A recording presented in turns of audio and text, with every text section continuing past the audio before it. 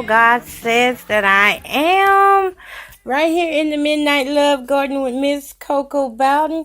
Y'all, I'm telling you, it's a beautiful night, and I'm just laid back chilling here. Well, I'm not laid back, but I'm sitting up chilling, and I hope that you are relaxing and that you're putting all your troubles, in the hands of the Lord. Amen. All right, y'all. So our relationship 411, it is time for that. And before I do that, let me tell you what my midnight snack was. My midnight snack was a peanut butter and jelly sandwich with a bottle of water. Okay. That's all right. That was good. PB and J in the house.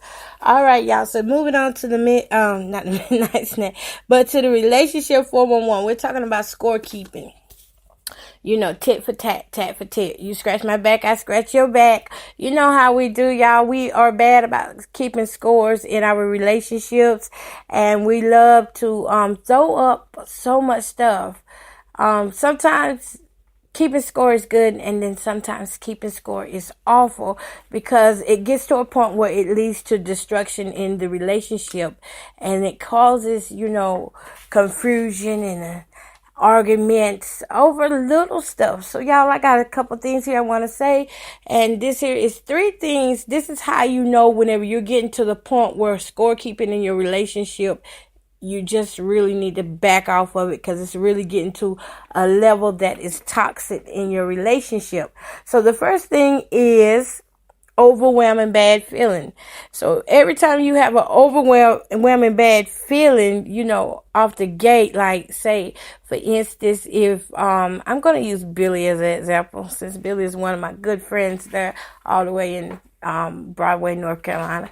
But just say, for example, if Billy was known for, not showing up on time to pick the kids up, and I was sitting there holding in, my anger because I'm like, it's your turn to pick the kids up. I did it last time. You're going back and forth about whose turn it is to pick up kids.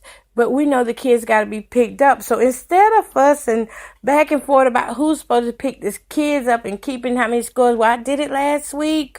No, I did it yesterday. Instead of doing that, try to find a solution that will work for both of you. Try to be understanding to the other person to see why they cannot pick the kids up. Why is Billy not able to pick the kids up?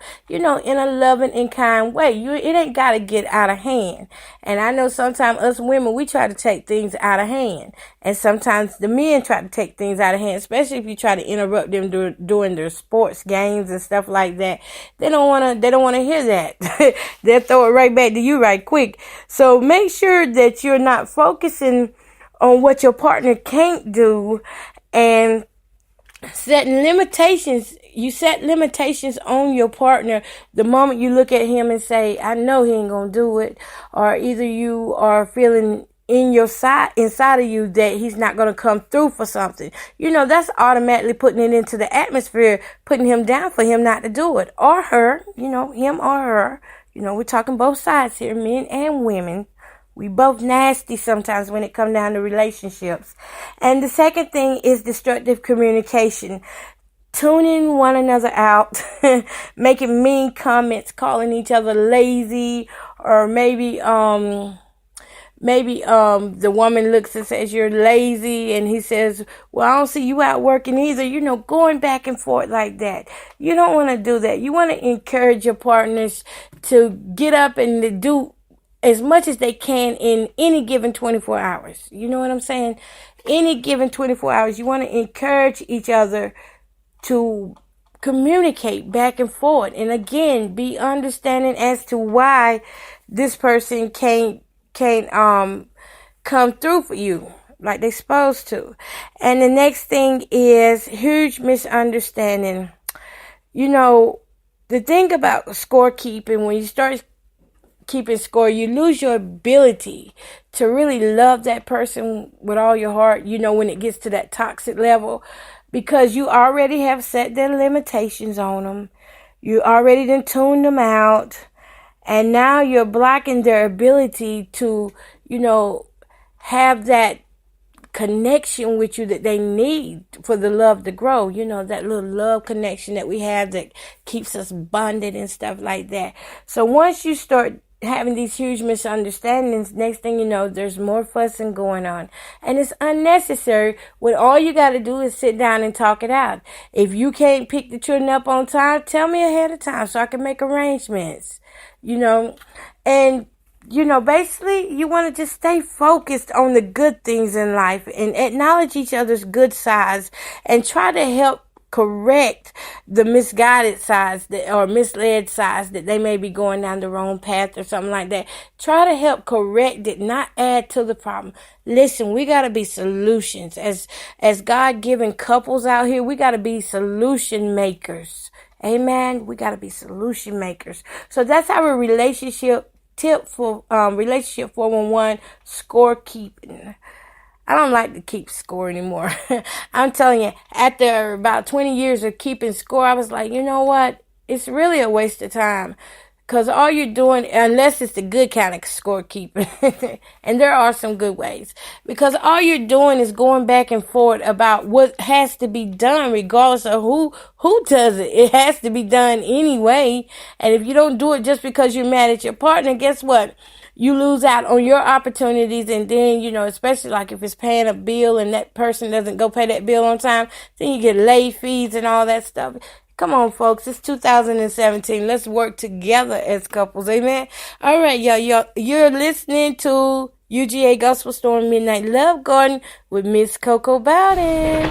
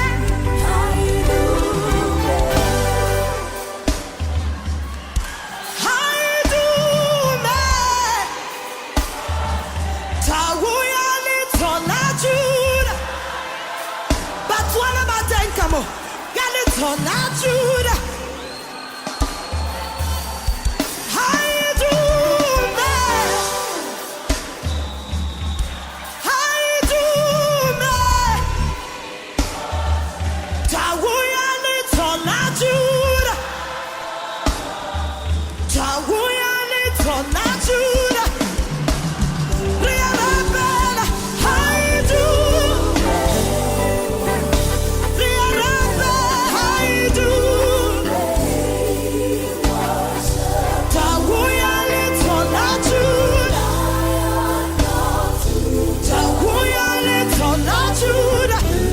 Can we go?